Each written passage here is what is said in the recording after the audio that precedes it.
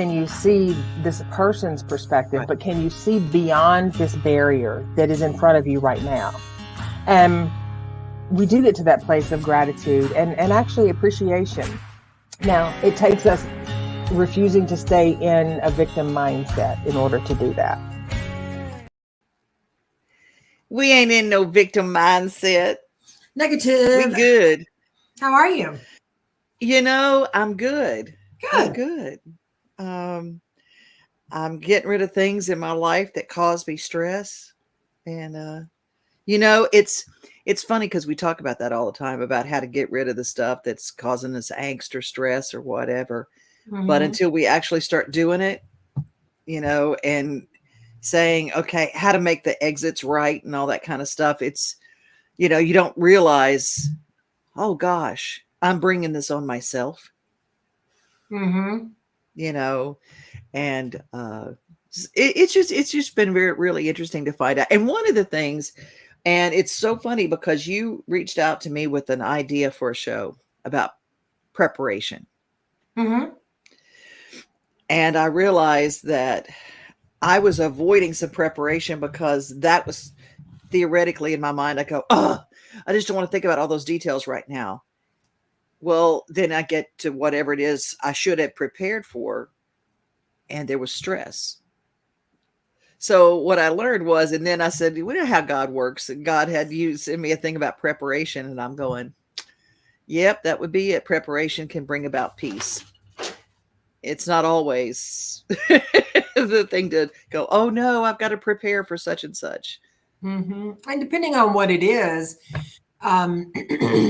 people can overthink. So if someone considers themselves an overthinker, then you can prepare so much and put so much detail into something. It's really not necessary, but just being able to have a generalized idea of what it is that you're wanting to do, whether it's preparing to start a new job, or preparing to clean your house out and declutter for the spring, or preparing, you know, your last days on this earth. The preparation is, it is one of the keys done effectively to reducing your stress. It can also, if you are ill-advised at preparing, can increase your stress and make you want to go eat a dozen donuts and binge watch Runaway Brides or whatever. I don't know if there even is a thing called Runaway. I know there's a movie, but I don't know about, you know, a binge watching thing. So, you know, you have to look at the reason, the benefit of being able to prepare and what it is you're trying to prepare. Right. Then, you know, and that's as easy as making a list, you know. That's where it started for me.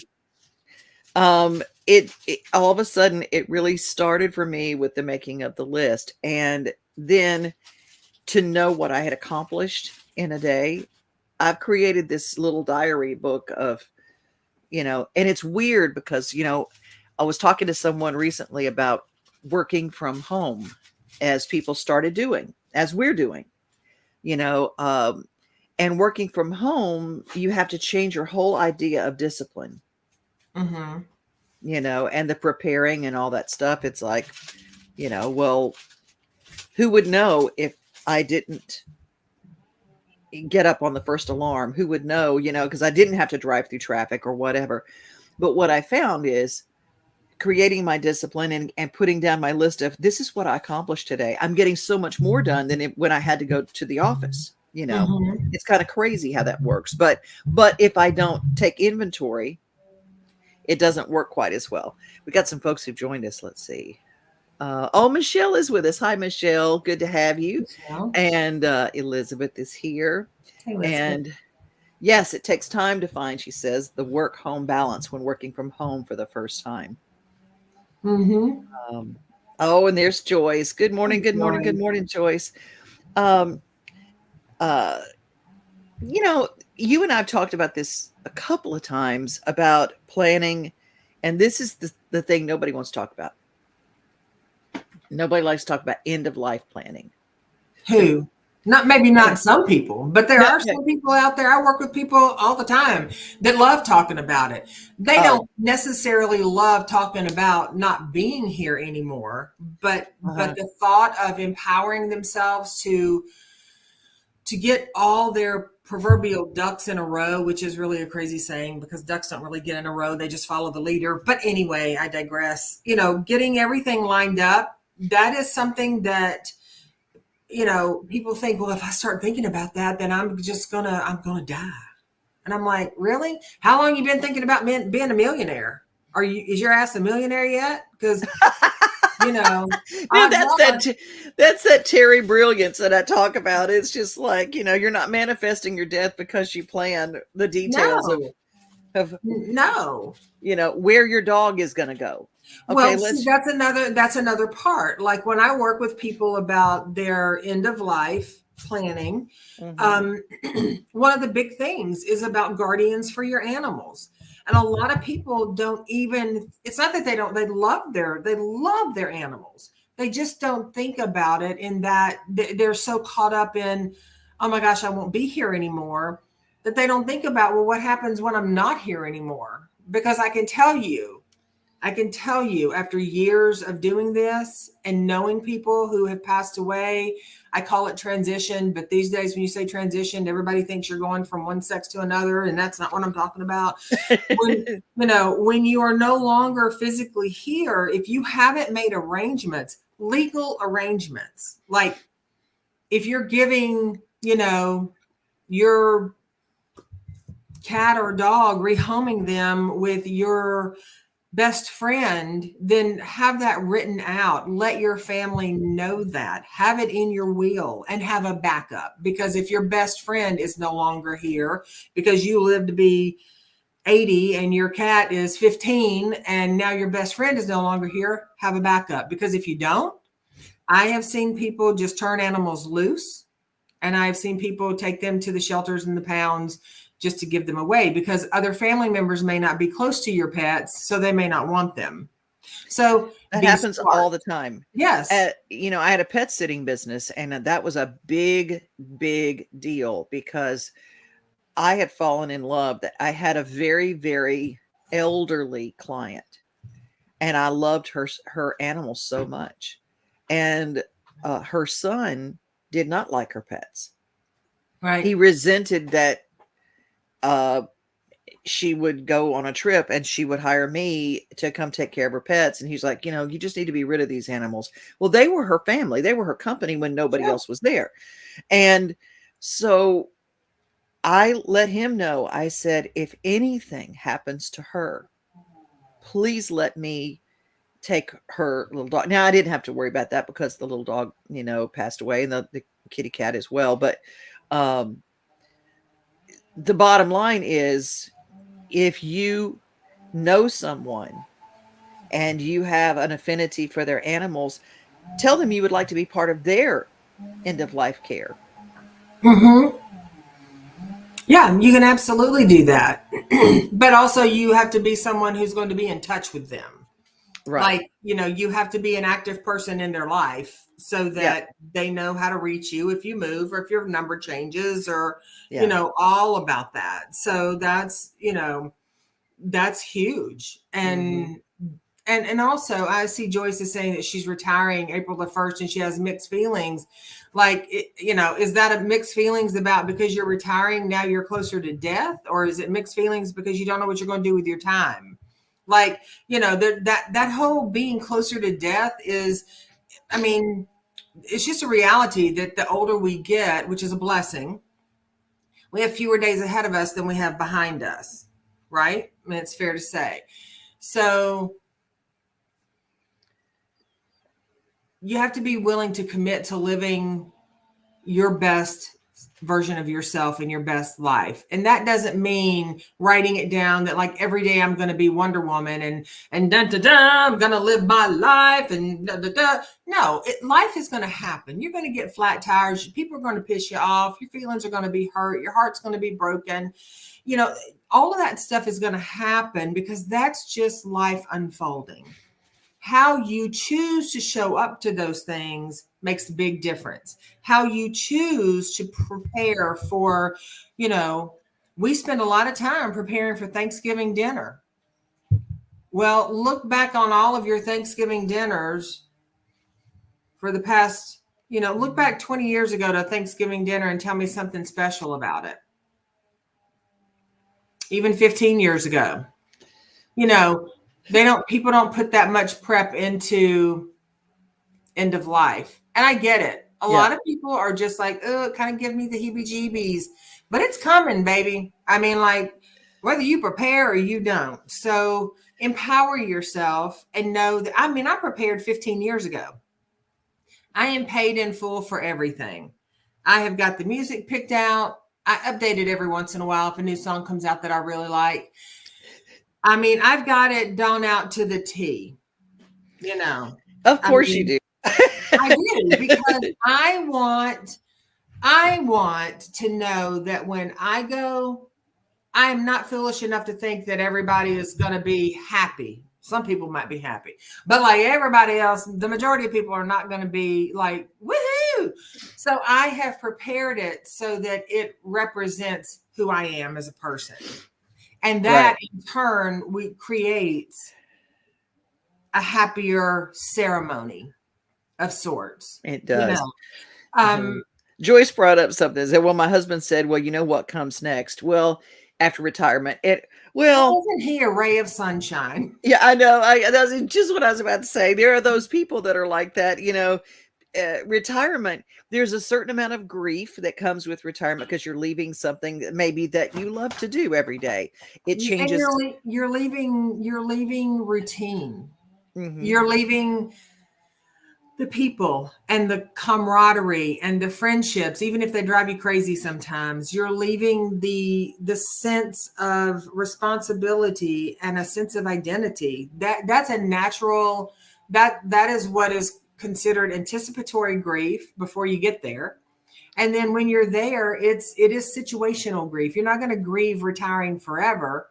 But if every day you wake up and somebody is telling you, well, you know what comes next, either sleep with a skillet next to you or have a conversation with them about, hey, like, let's make the best of this. Because, creating your own purpose. Absolutely. That the thing about it, a lot of times retirement people go, well, I have no purpose. I had to talk through my mom. She taught for, probably 50 years of her life. She was a teacher in some form or fashion. And then she retired. She retired 3 different times. It just kept, because she was, by her heart is that of a teacher. And one of the things with, after her stroke, and she's sitting there, she goes, I have no purpose. And my sister kind of jumped on that and she says, you're my mother. That's your purpose. But finding your own purpose in these different places in your life, that's important. You have to kind of know what your purpose is, and I kind of talked to her and I said, she had, first of all, she survived. Second of all, in the wheelchair, now she is getting up and she's using a walker as much as she possibly can. And she's trying, and she's practicing, and she's, inspiring. And I said, your purpose right now is inspiration. Your purpose right now. That's your deal. You're 86 years old and you have this purpose. And I think she's learning that, but you have to create your own purpose sometimes. Going back, Elizabeth says, I definitely worry most about my fur babies when planning that end of life. Candy joins us. Hi, Candy Seaton. How are you? She also adds, and your purpose may change over the years. Oh, absolutely. Your purpose should change over the years. Absolutely. And here's the thing is a purpose is not your gift. It's, you can be good at something, you can be gifted at something, but your purpose, we put a lot of emphasis on everybody having a purpose. Being alive is your purpose. How you interact with other people on purpose, living on purpose. that means living with your integrity and your intention. It's not necessarily like a goal that you're working for, you know. It's being accountable and living in that space for yourself. And if you're going to live in that space for yourself, why not leave in that space for yourself? You know, leave Yep. in that space where you are creating things the way you want them to be. Now, I know a lot of people who will say, well, you know, my kids can just worry about that. I think that is the most selfish thing anyone can say, because whether your Yeah. kids like you or think you hung the moon, or you fall somewhere, you know, or don't like you, if you fall somewhere in between, that is a unnecessary task to leave on someone. And we know people do it all the time, but you don't have to do that. Like, you know, and also don't have split conversations with siblings and children and parents, and have everyone on the same page. Because if Yep. you tell Aunt Nell that you're going to give her, you know, this, and then, but don't tell Joni that I'm giving you that because she'll get mad. Honey, if you're dead, who cares? Like, put it out there. Tell them all who's getting what, and be clear about it. And here's the other thing. I love this concept.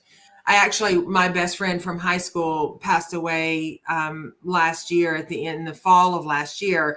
And one of the things that I'd always joked with her that I had this Pisces necklace, beautiful Pisces necklace that a ex-boyfriend of mine, his parents had given me when I graduated high school. Mm-hmm. And we joked about, you know, when I died, I was going to bequeath that to her. And when she passed away, the very first thing that I thought was that necklace has sat in my jewelry box for 30 years and I've never worn it. And I wished I had given it to her. And so that she loved it, you know. Yep. You know, and it'll sit in my jewelry box until, you know. Yep. But it's those things. If you have something that you're attached to, but you don't really, you know, it's just there, Mm-hmm. you know, and you know that you want someone to have that, go ahead and give it to them now so that you can experience the joy and the happiness and how much they love that being in their life and being a part of it, you know. It doesn't mean you're going to pass away anytime soon. It just means we're not taking any of this stuff with us. So, boy, you nailed it right there. We are not taking it with us. And, you know, it really hit me. I listened to a great book. And if you guys don't know, and I spend a lot of time listening to audiobooks. I wear overalls when I'm taking care of the babies on the farm, and I have that front pocket, and I listen to audiobooks. And one of them, it's a very, very funny book on planning your end of life and decluttering, all in the same book. It's called Nobody Wants Your Shh. And boy, did it nail me. I mean, right to the wall. It was so good. And I realized, I go, one, I don't have kids. Two, don't have a spouse, don't have anybody. And I know for a fact that if I left all my stuff to my sister, she would absolutely come and get me in heaven and beat the snot out of me. I mean, she is like, what are you thinking? She's like, no. No. And nobody wants your whatever. And that's where we go. And that's what we do. And just hold on one second. Sure. I just realized that a kitty cat had pulled my power cord out. And I didn't want to lose you right in the middle of this. Working at home, you know, the kitty cats love to play with a cord. Anyway, we got a bunch of people who are adding to this, and I love this because Candy's got a lot of wisdom. Let's see. It's not sure. There we go. My purpose is to live a good, happy, positive, grateful life for as long as I can for me and my two older sisters who have passed years ago. And I have surpassed the age of that both of them died. So I'm living as long as I can, as well as I can for all of us. Sure. So I love that. Elizabeth says, my mom gave me my grandmother's wedding ring and my grandfather's postal badge, as well as the only copy of their wedding announcement. We cried and laughed together when she did. So special. See, you experience that joy of giving, but you see this joy of giving somebody something, and it gives your special thing validity because somebody else thinks it's special too. Right. It Right. really, Mhm. I Yeah. love that. And then Candy offers something. I learned through my parents to give what you want others to have while you are still alive. Mm-hmm.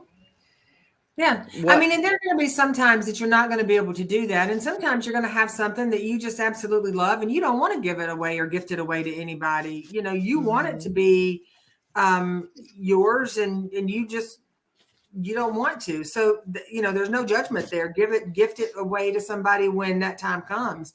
But also be in the mindset of, you know, it's more, there are legal ways to go around doing things if you want to make sure that you are doing them properly. You know, because there are such things as probate courts and things that it doesn't matter how much your affair is in order and you think, well, when I pass away, it'll be, you know, this will be easy breezy. I've got everything taken care of.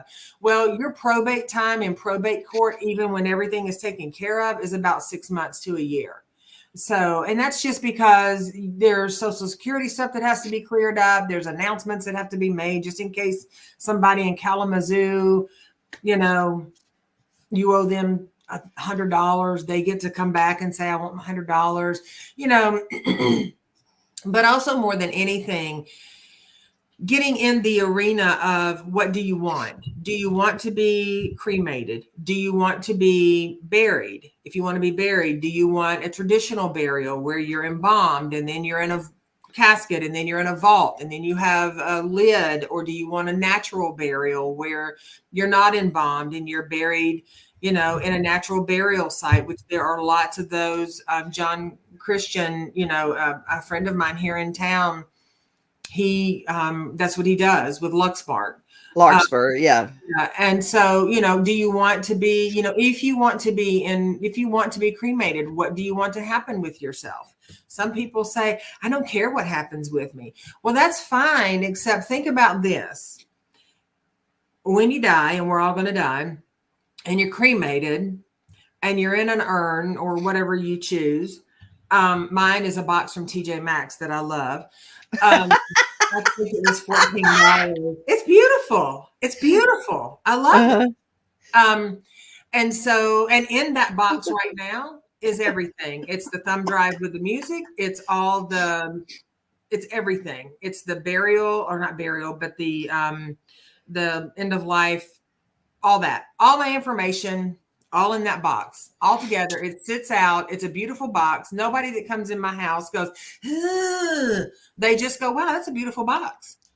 Get used to it because you're going to see it again one day when I'm not around. But, but that being said, you know, don't think about this. If you're cremated and I don't care what you do with me. Well, generations from now, you're probably going to be in somebody's attic or in a box in the closet. And that's an unfair thing to do to people. You know, like, what do you do with, you know, what do you do with this person when you've been gone for 30 or 40 years and now people that weren't even born before you died that don't even know you, now they got to just haul your ass around in an urn for the rest of eternity.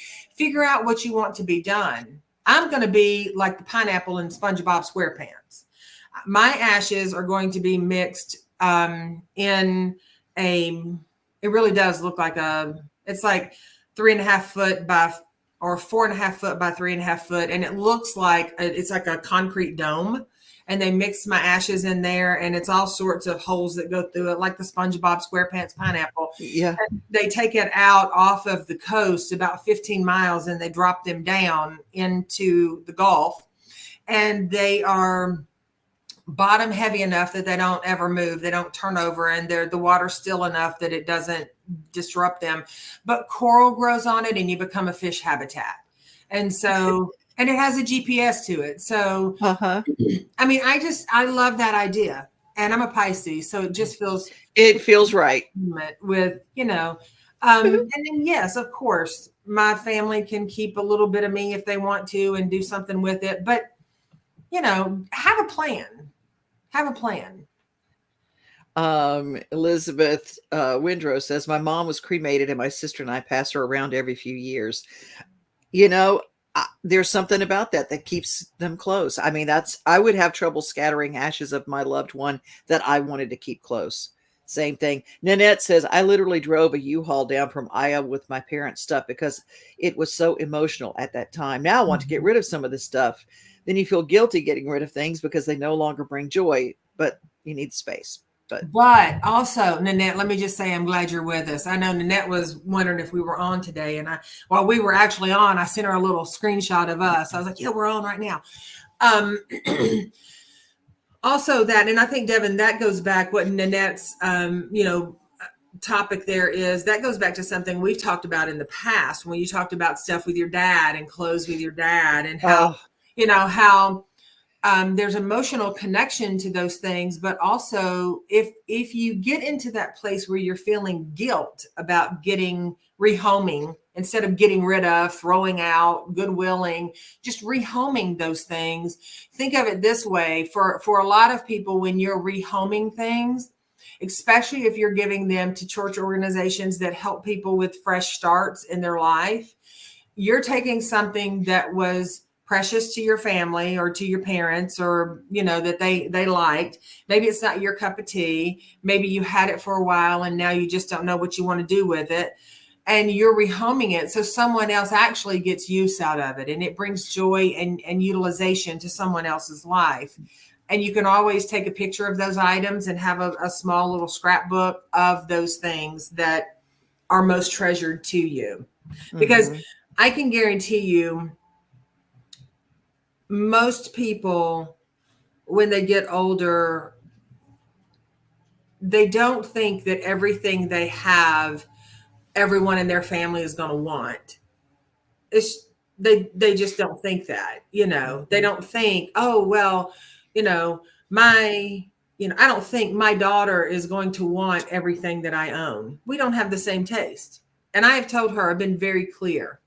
If you want something, keep it, because everything will go to her anyway. You want something, keep it, and rehome the rest. I am telling you now, of sound mind and body, I'm good with that.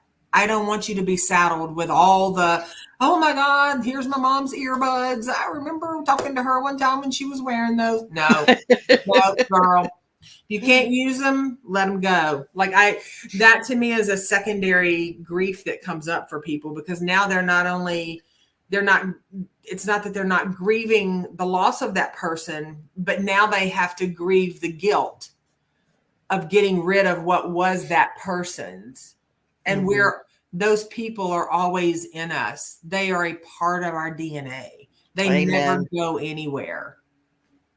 Candy says, Teri, I get it. We put my sister's ashes in a Chinese urn that she loved, and she wanted to be spread out on the pond behind our house. There you go. Everybody's got their thing. Elizabeth says, now, Elizabeth, are you my goat soap lady? I think this is Elizabeth with Windrow Farms. And I'm going to tell you, she's going to be at the Mustang Heritage Spectacular. She's got a booth there, and she's got the best products I've ever used in my whole life. The goat soap deodorant. This is just the best in the world. You don't want to rehome that. You want to keep it. If this is the Elizabeth, I think it is. Howdy, Miss Devon. I listen to you a lot while out with the critters too. I would hate to see the look on my kids' face when they have to go through my stuff if anything happened to me. I need to take this to heart and start gifting things to others that are important to me. Same. I've just started going through, and I think I'm going to, I don't shop.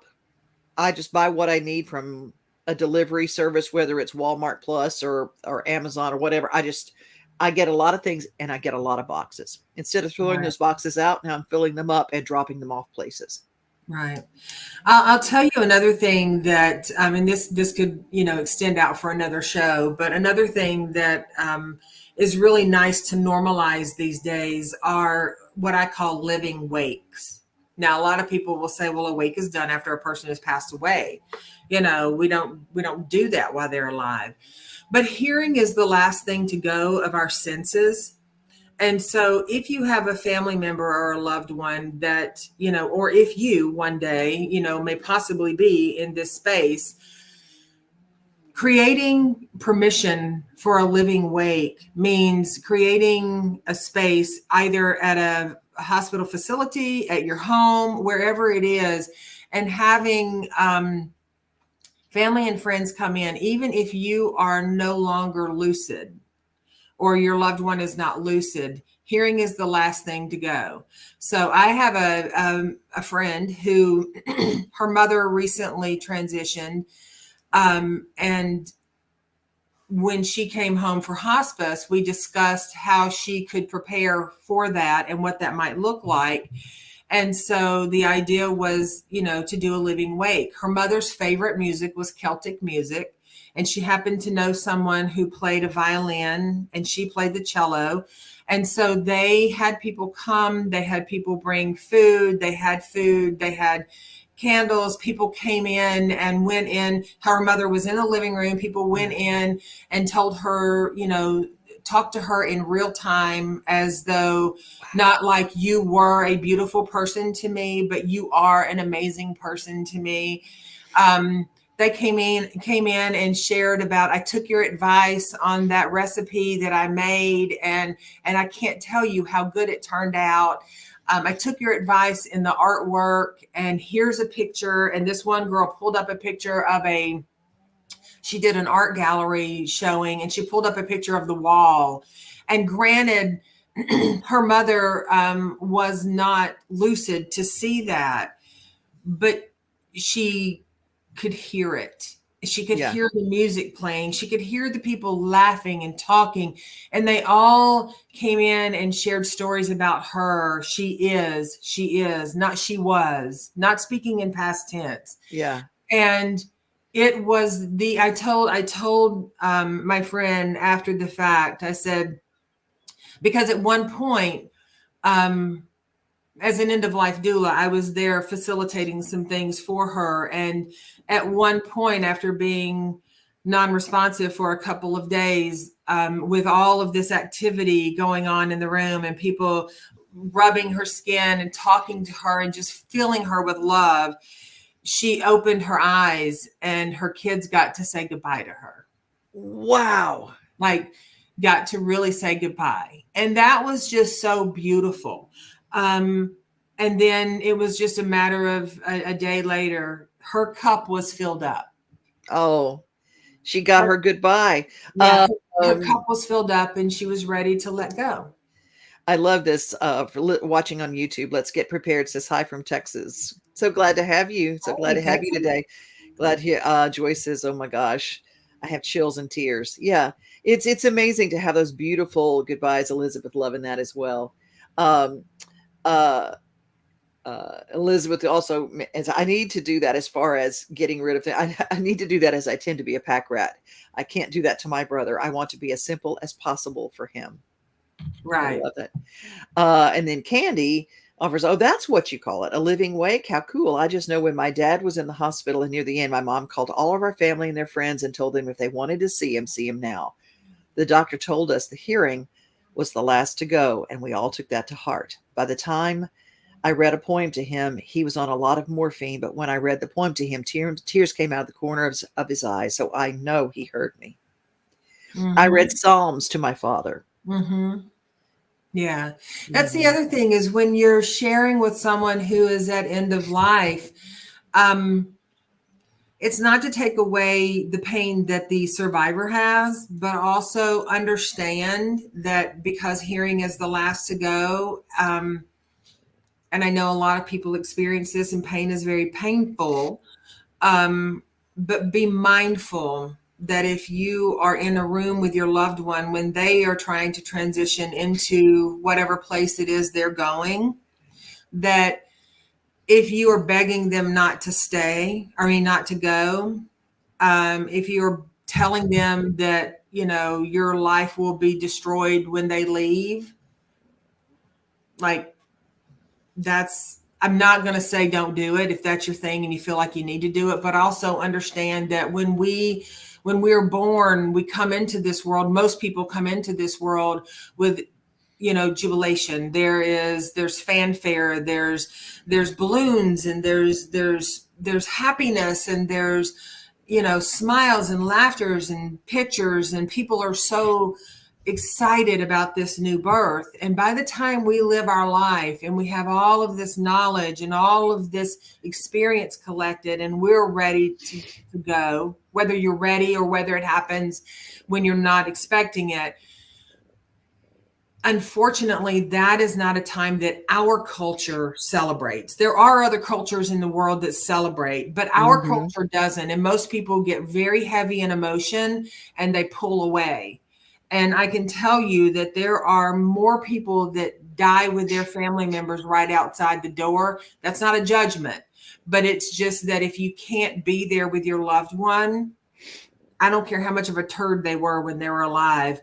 If you can't be there with your loved one, find someone who can. Yeah. Find someone who can, because no one should have to leave this world alone. We don't come alone. No one should have to leave alone. How beautiful. That's just beautiful. It's so funny. Earlier, Elizabeth says, I'm surprised that you don't have a cat between you and your monitor. And I did. Tupelo is right here. And I'm going, no. And Tupelo is my loud one. And, and I'm going, oh my gosh.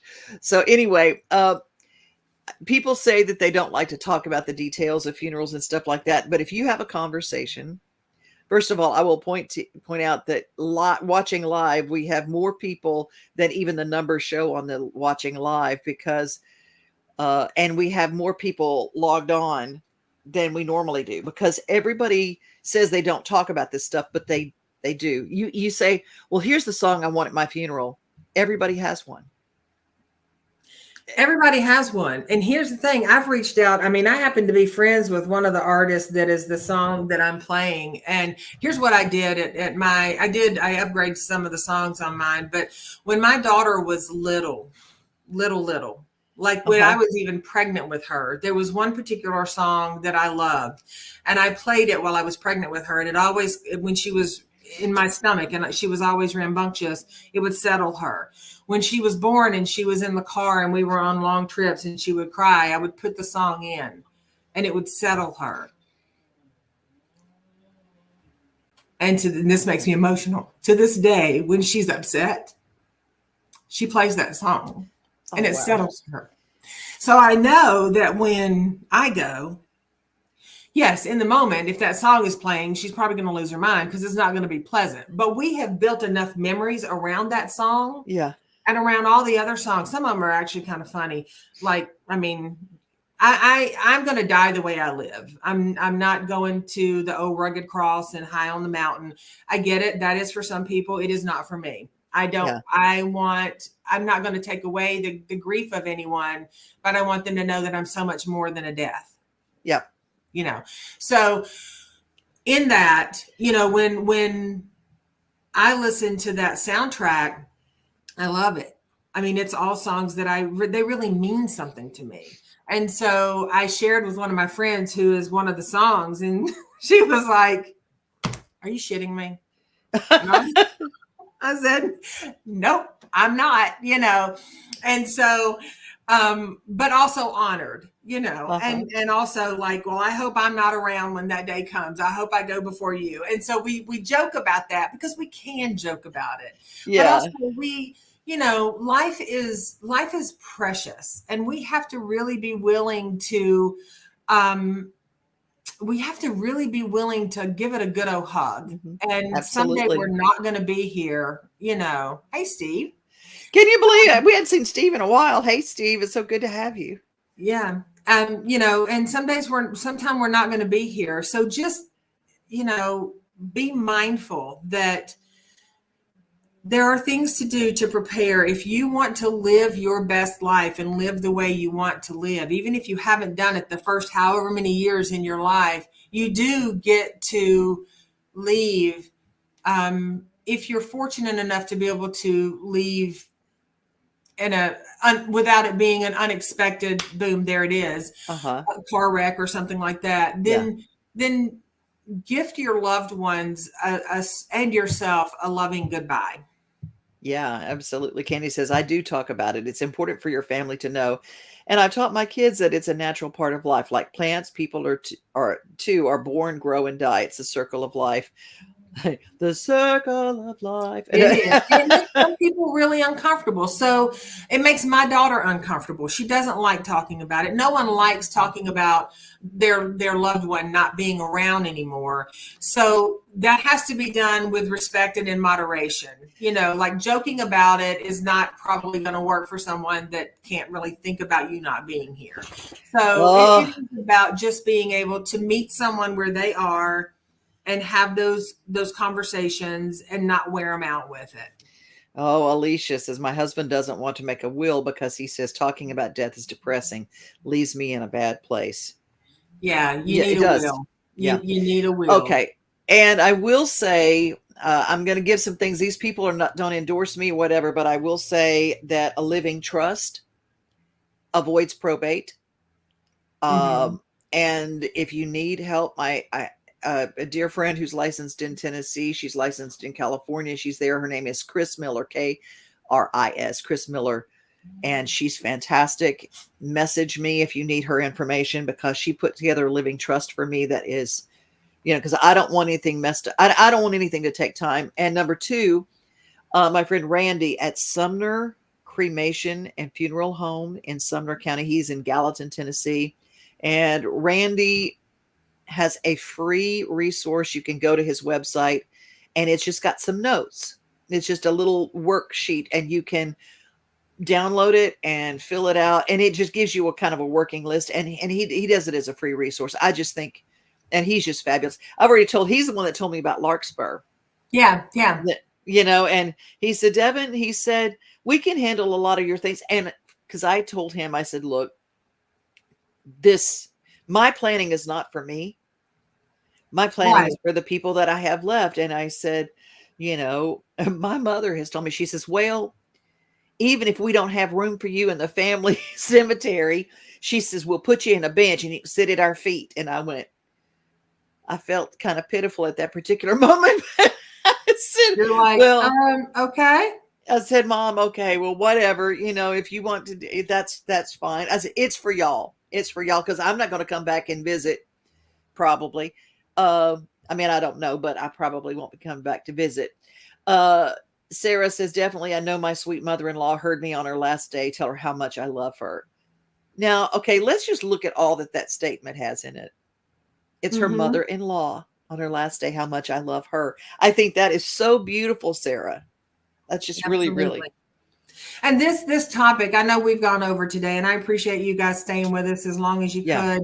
This is a topic that, we can get more detailed about and dive into just different things that are there that can make the planning easier. It can take away the pressure that you may have. There are great organizations out there. If you go to just about any funeral home, you can even look online and find the booklets that have your social security, your passwords, your next of kin, when did you graduate from high school, when did you go to college, were you in the military, what were the dates, it gives a person an opportunity to fill in this information so that if you're not already writing your obituary like I have done, then when you I know, right? And I'm not even an A-brain thinker, but I'm like, if I get to, I'm going to have the last word. I love it. But you get to say the things that mean, and keep Yeah. mine's very short. I don't feel the need to go through all of the accolades and everything it's just very short, simple, and what I want to say. Well, So I wrote mine and someone says, why don't you just go ahead and write the memoir? And I went, oh, shut up, yeah, right. So, but see that being said, you get to write it the way you want it. That's So right. that your loved ones aren't. Mhm. I work with families all the time who stress over, I want my loved one to be remembered for all they did. And so they Mhm. go back and when we're talking about actual obits, when they're put in the paper or they're put, online, they can get very lofty money wise and that's unfortunately people find themselves, family members often find themselves in this place where they only want the best for their loved one. So they want to make sure everything is covered, Yeah. where they went to school and who their friends were and what they've done. Da, da, da, da. And before you know it, you've got this long memoir. You've got a long thing. And then you have to start shaving back. And then the guilt comes in. Oh, I don't want to cut that out, So if you bullet point the things that are important to you, if you don't want to write your own, bullet point those things so your family members know, Yeah. and you might die 30 years from now. You'll have things to add to it and scratch off the stuff you don't want anymore, That's right. I like Elizabeth says my parents wouldn't talk about it. When they asked me what I wanted for my 50th birthday, I told them I wanted them to do their will and end of life planning. They did it for my 53rd. All right. That's well, cool. You got it as a birthday and they did it in their own time. So that's a win-win. Yeah. Well, this would go on forever. We're going to close it today. Maybe we'll talk about this another time because I have never seen it I mean, you guys I couldn't get to all the comments. I mean, you guys are maybe powerful. If you're open to it, maybe we bounce back into it next Wednesday so that we're not like repeating all of the things that we've talked. Like if we do it a month or 2 months from now, we're going to probably cycle back and we can bullet point some of the things we've talked about today and then keep it rolling. And if anyone has questions or they want to know more about a particular thing, leave it in the comments and we will answer those. Yeah, absolutely. Absolutely. Well, thank you guys for being here. And Teri and I love that you show up each and every Wednesday. Even when we do an encore performance, it's so wild because you guys are as active in our encore shows as you are with our live shows. And so thank you for that. Yes. And in the encore shows, if you don't know they're an encore show and you make a comment or you say something and then Devon doesn't automatically go, here it is, and we're talking about it, that's how you know it's an encore. I had somebody reach out to me one time and said, you guys didn't answer any of my questions today. And I said, it was an encore.